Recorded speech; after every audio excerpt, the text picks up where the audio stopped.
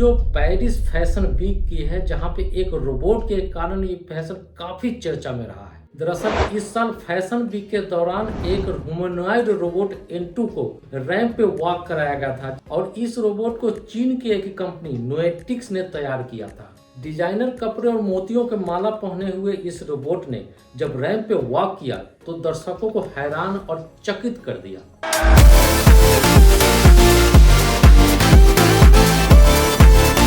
दोस्तों, फैशन की दुनिया में पहली बार नहीं है जहां पर रोबोट ने अपनी मौजूदगी दर्ज की है, बल्कि 1999 में एलेक्जेंडर मैक्किन के शो में इंडस्ट्रियल रोबोट ने मॉडल के ऊपर पेंट स्प्रे किया था।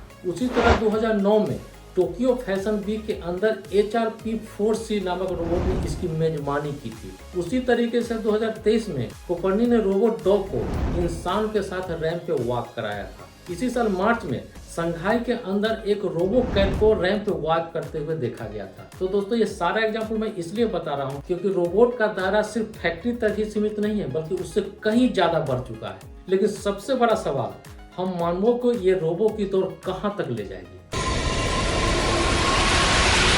रोबोट के इस्तेमाल और निर्माण के मामले में चाइना के सामने अमेरिका भी बौना नजर आने लगा है। चाइना रोबोट के क्षेत्र में काफी आगे बढ़ चुका है। दुनिया के लगभग 46 लाख इंडस्ट्रियल रोबोट्स, इसमें से 20 लाख अकेले चाइना में ही है। अमेरिका में यहाँ का मात्र 4 लाख की। पिछले साल 31 चीनी कंपनी ने 36 ह्यूमनॉइड रोबोट के मॉडल को पेश किया था, जबकि अमेरिका की कंपनियों ने मात्र 8 ह्यूमनॉइड रोबोट को ही पेश कर पाए।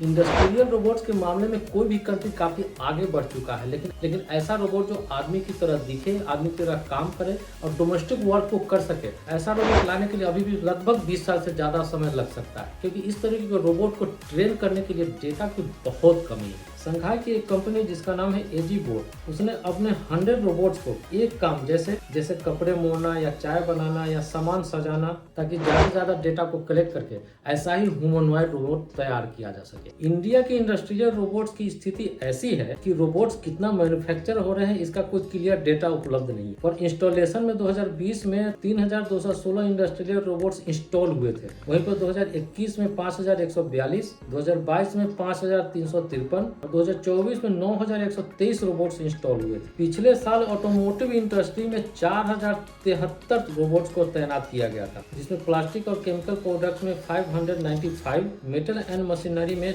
416, इलेक्ट्रिक एंड इलेक्ट्रॉनिक में 393 और फूड अनक्लासिफाइड एंड अदर्स में 3646 रोबोट्स इंस्टॉल हुए थे। तो एक तरफ तो एआई और रोबोट की होड़ लगी है और दूसरी तरफ लोगों की जॉब जा रही है। 2025 में दुनिया की बड़ी बड़ी टेक कंपनियां कॉस्ट कटिंग के कारण ले ऑफ कर रही है और इस सारे ले ऑफ का कारण एआई ही है। 2025 में अराउंड 218 टेक कंपनियां ने लगभग 1,12,732 एम्प्लॉय को हटा चुकी है, जिसमें अमेजन 14,000 रोल्स को ले ऑफ कर चुकी है, Intel 24,000 jobs, TCS 20,000 jobs, Microsoft lay off 9,000 employ, Salesforce cuts 4,000 employ, Cisco laid off 4,250 positions और गूगल ने 2025 में मल्टीपल ले ऑफ किया। मेटा ने भी ले ऑफ किया है, ओरेकल ने भी ले ऑफ किया है और यूपीएस तो 48,000 जॉब्स ही हटा दिए। फोर्ड भी 13,000 जॉब को ले ऑफ करने की प्लान कर रहा है। PwC 5,600 job globally lay off करने वाला है।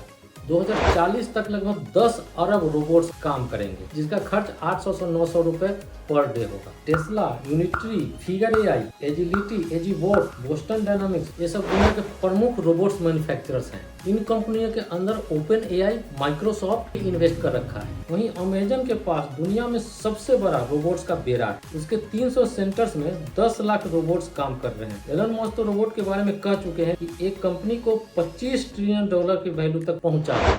बाकी सारे रोबोट मैन्युफैक्चरिंग कंपनी इंसान की तरह दिखने और इंसान की तरह सोचने वाला रोबोट बनाने की कोशिश कर रहे हैं। आने वाले 10 से 20 साल में हर फैक्ट्री, हर ऑफिस या हर घर में एक रोबोट हो तो इंसान की जरूरत ही खत्म हो जाएगी, या इंसान और रोबोट मिलकर एक नई दुनिया बनाएंगे। तो रोबोट इस दौर में अगर आप दौड़ने के लिए तैयार हो तो आप अपने आप को अप स्किल करो, नहीं तो बहुत पीछे छूट जाओगे। क्योंकि कभी इंसानों ने अपनी मदद करने के लिए मशीन बनाया था और आने वाले समय में इंसान मशीन का मददगार बन जाएगा। वीडियो से संबंधित कोई भी क्वेश्चन हो तो नीचे कमेंट में आप पूछ सकते हो। वीडियो अच्छा लगा है तो एक लाइक करो और चैनल को सब्सक्राइब करो।